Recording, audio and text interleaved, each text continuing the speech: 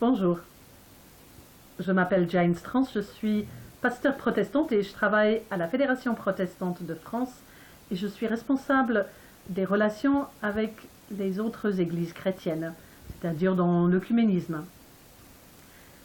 Il me revient aujourd'hui de faire cette dernière vidéo pour Chrétiens Unis pour la Terre et pour leur campagne de carême, un carême sans viande et sans poisson.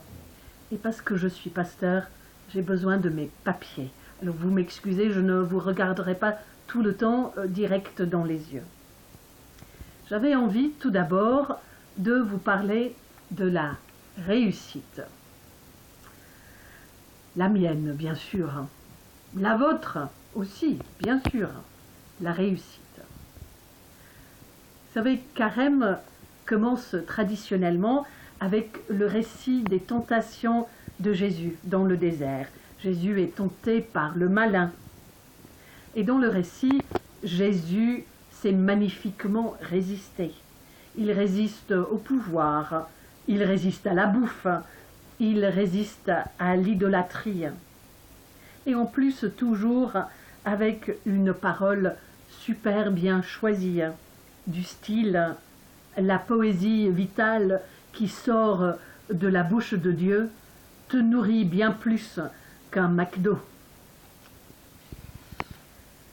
Me voilà, nous voilà, dans la dernière semaine de carême, en pleine semaine sainte, et on ose regarder en arrière et faire le bilan de notre carême. C'est pas très glorieux en ce qui me concerne. Avec un regard critique en arrière, je ne peux vraiment pas vous parler de ma réussite pendant carême. Bien sûr, parce que je suis pasteur, je pourrais me justifier en disant qu'il me semble que ce n'est pas théologiquement très bien de parler de réussite et de carême ensemble. Mais tout de même, malgré mon engagement dans le plaidoyer pour le climat, pour les conversions nécessaires pour protéger notre maison commune, la planète Terre, je dois avouer que pour moi, c'est compliqué. Peut-être c'est compliqué pour vous aussi. Mesurer le tour de mes hanches montre bien que je ne suis pas une très bonne publicité pour la décroissance. Loin de là même. Il y a un manque de cohérence entre ce que je pense, ce que je dis, ce que je crois et ce que je mange. Je voulais vous parler de réussite. Faut-il alors plutôt parler de l'échec? Faut-il encore plus que l'échec tomber dans la culpabilité et nous sentir anéantis, car on est si loin de la perfection, de l'objectif, du but. Il me semble qu'avec un peu de lucidité et avec de la patience, mais surtout avec des mots qui nous construisent, des mots comme confiance, avec confiance dans, pas confiance dans n'importe quoi, mais confiance dans la grâce d'un Dieu qui aime chacun de ses créatures et toute sa création. J'essaye de nouveau, même tard dans le temps de carême, de m'ouvrir à la conversion dont on parle souvent. La conversion est de changer mon comportement. J'essaye de mettre la confiance à la place de la culpabilité. Et pour moi, ça m'aide à compter sur Dieu, sur les autres, et non pas sur mes propres forces si défaillantes.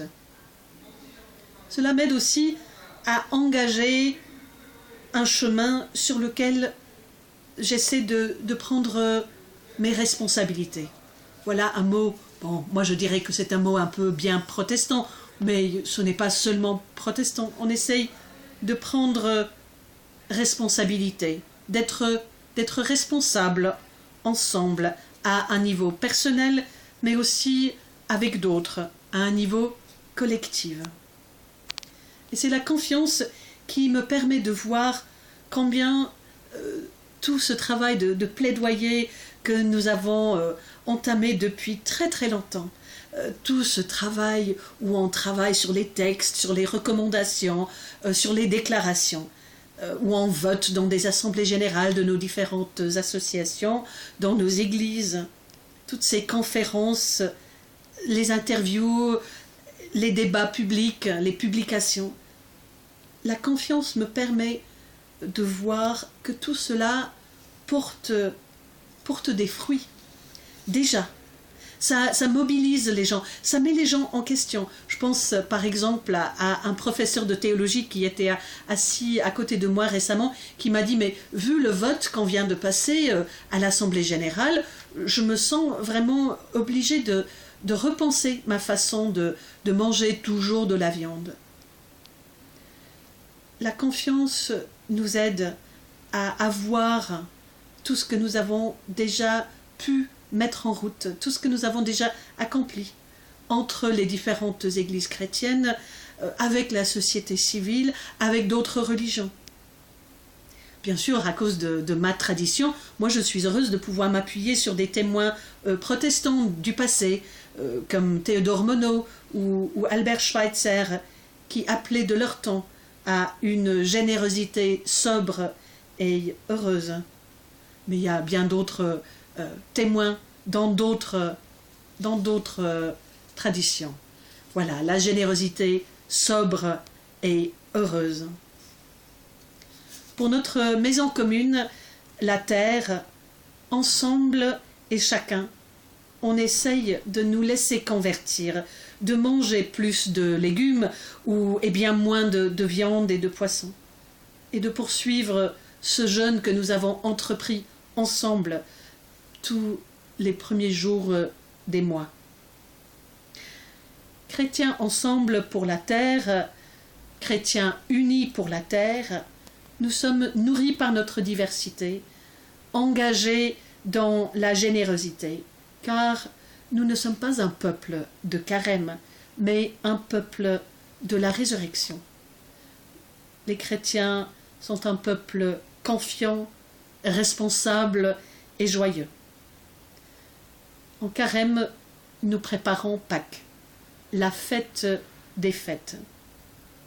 Et en Jésus-Christ, Dieu a déjà vaincu la mort par le don de l'amour.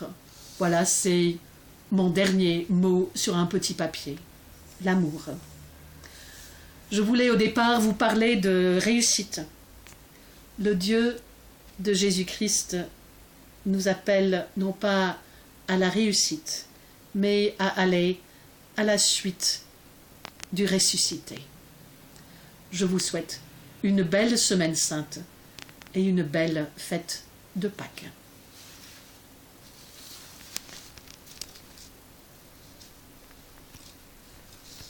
Pas voulu ?